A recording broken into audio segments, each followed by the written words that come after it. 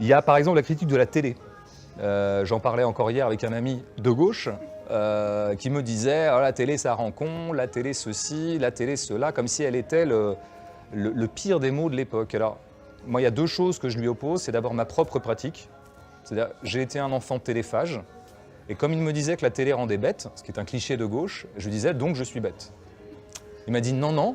Ah bah, je lui ai dit si tu postules que je ne suis pas bête, ce qui n'engage que toi, bah, reconsidère ton cliché. Peut-être que la télé parfois rend intelligent. Moi, je considère par exemple que la télé a participé à mon épanouissement. C'est à la télé que j'ai rencontré le sport, c'est à la télé que j'ai rencontré Michael Cimino et Maurice Pialat.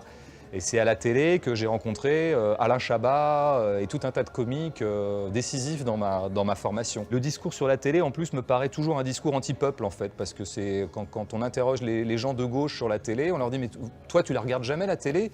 Et là, ils répondent « ah mais si, moi je la regarde, mais moi j'ai un sens critique. Moi je la regarde au deuxième degré, moi j'ai du recul. » Mais alors, tu veux dire que les autres n'ont pas de recul ?